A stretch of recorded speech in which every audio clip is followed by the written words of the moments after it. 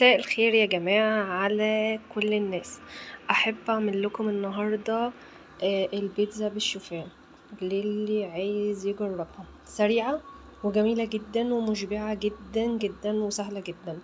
معايا هنا شريحة بانيه قطعتها شريحة واحدة او 100 جرام.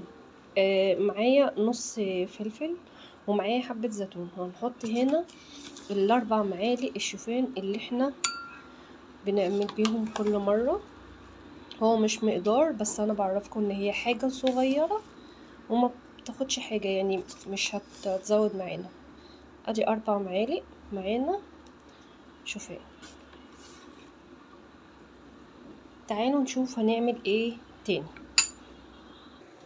دلوقتي يا جماعة احنا هنبتدي نشوح الخضار بتاعنا. معانا معلقة سمنة بلدي،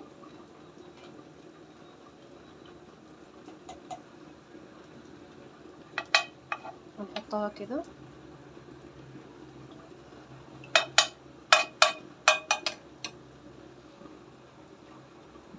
وبعد كده معانا البانيه،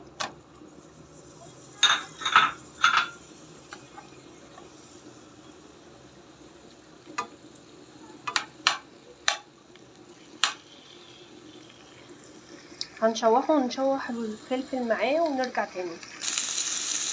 طبعا انا هنا بشوح الخضار البانيه بعد ما شوحته شويه واداني اللون الابيض دوت. هوطي النار عليه شويه، هنزل معاه بالفلفل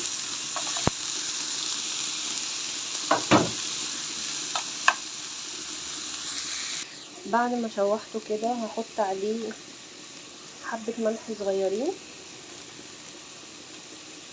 وحبه فلفل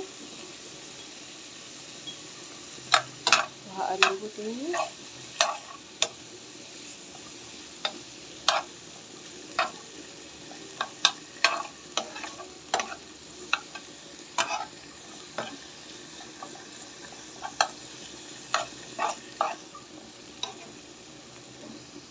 وكده خلاص معانا. انا اديته تشويحه بسيطه لان البانيه مش بياخد غلبه يعني.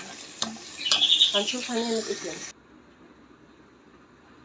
كده معايا البانيه بعد ما خلص. هنيجي نشوف بقى هنعمل الشوفان ازاي، اللي هي عجينة البيتزا. طبعا انا عندي دلوقتي ال4 معالق شوفان. هنحط معاهم نص كوباية مية بسيطة جدا.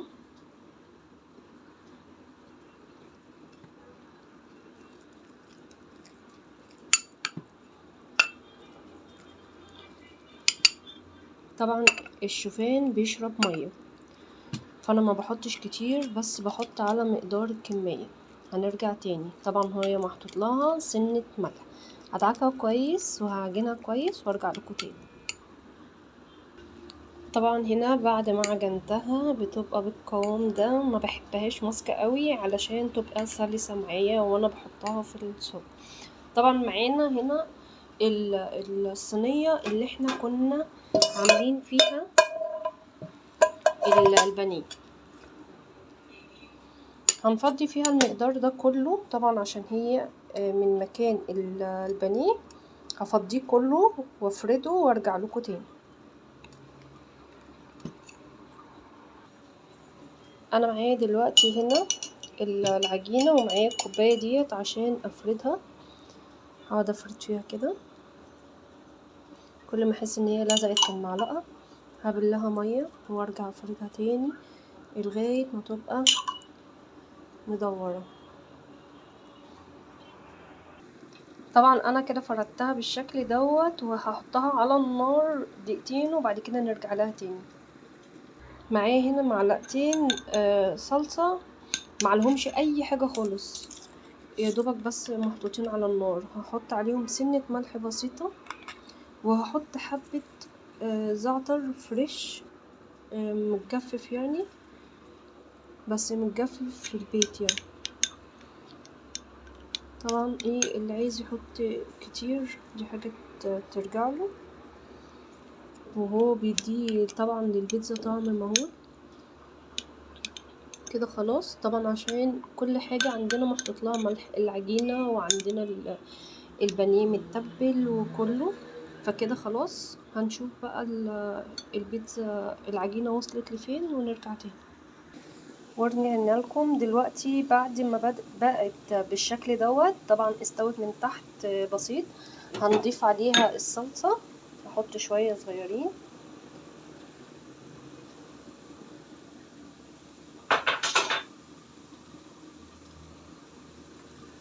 بالشكل دوت. هفردها. طبعا هنفرد بقى وهضيف كل المكونات وارجع لكم تاني. طبعا انا حطيت الصلصة وبعد كده حطيت شوية زعتر تاني وبعد كده حطيت الزيتون يعني. وبعد كده هنحط ال الفراخ. خلصتها بالشكل دوت وهوزعها كده. يعني هي زي البيتزا العادية خالص، بس اللي هي مختلفة عنها ان هي بالدقيق الشوفان، ما فيهاش اكتر من كده. ودقيق الشوفان ما بيتعجنش باي حاجة، سهلة وسريعة وفي نفس الوقت ولا عايزة تخمير ولا عايزة اي حاجة. طبعا هنسيبها دقيقة بالظبط وبعد كده نحط الجبنة الموتزاريلا. كده بعد ما عدى دقيقة هنحط الجبنة الموتزاريلا.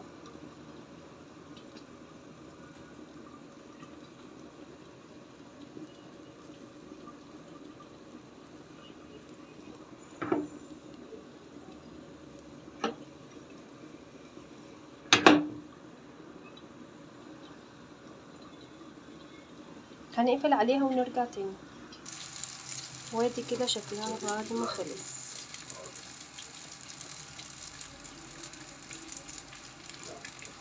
سلام.